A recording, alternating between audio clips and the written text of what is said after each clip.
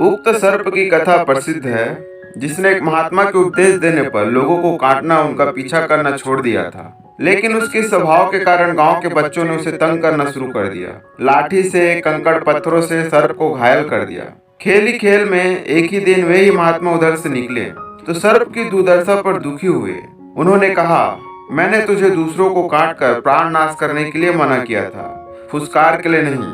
महात्मा का आदेश पाकर सर्प अब फुसकार मारने लगा तो फिर बच्चों की या किसी की हिम्मत नहीं हुई उसे छेड़ने की, परेशान करने की। उक्त सर्प की तरह ही मनुष्य को भी सामाजिक जीवन में निर्वाह पाने के लिए क्रोध की आवश्यकता पड़ती है। लेकिन यह क्रोध उस क्रोध से सर्वथा भिन्न होता है जिसकी प्रेरणा से हम अंधे होकर दूसरों को भारी नुकसान पहुंचाने पर उतर आते हैं। स्वस्थ क्रोध की जीवन में आवश्यकता होती है ताकि मनुष्य दूसरों के द्वारा पहुंचाए जाने वाले कष्ट, अन्याय, उत्पीड़न का अंत कर सके। जिस तरह विष का शोधन करके उसे जीवनदाता रसायन बना लिया जाता है, उसी तरह क्रोध का शोधन करके उसे एक महत्वपूर्ण शक्ति में बदला जा सकता है। महात्मा गांधी ने कहा है, क्रोध को अपने अधीन कर उसका शोधन करके ऐसी शक्ति में परिवर्तन किया जा सकता है जो सारे संसार को हिला दे।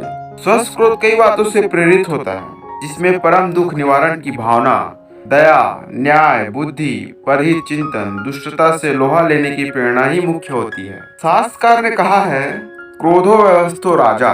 क्रोध यमराज है और यमराज का काम है न्याय अवस्था को स्थिर रखना, बुराई करने वाले को दंड देना।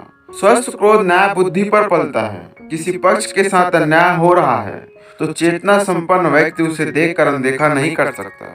वह न्यायी को दंड देकर निर्बल पक्ष के अधिकारों की रक्षा करता है और न्याय का पक्ष रखता है। स्मरण रहे कि स्वस्थ क्रोध व्यक्ति पर नहीं होता, वरन व्यक्ति के अपराध, उसके द्वारा किए जा रहे अन्याय पर उसका लक्ष्य होता है। स्वस्थ क्रोध में अचानक निवारक कार्यवाही को स्थान नहीं है।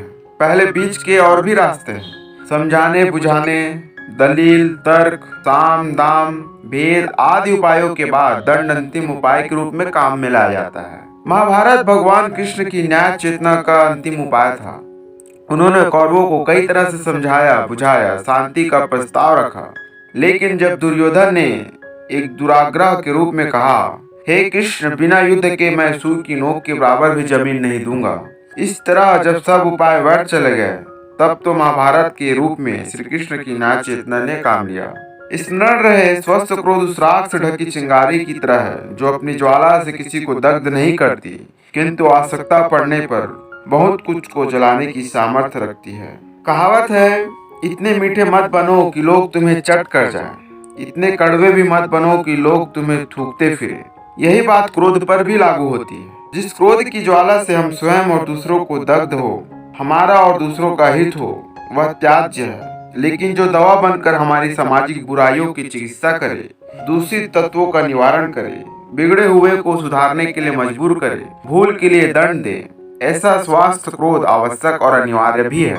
कई बार स्वस्थ क्रोध का भय लोगों को सुधरने के लिए मजबूर कर देता है। मनुष्य को किसी तरह का भय न हो तो वह मनचाहे जैसे बुरे कार्य कर सकता है, किंतु दूसरों के क्रोध एवं प्रतिरोध के भय से ही वह बुराई से रुका रह सकता है। स्वस्थ क्रोध समाज की सुरक्षा, शांति के लिए पहरेदार है।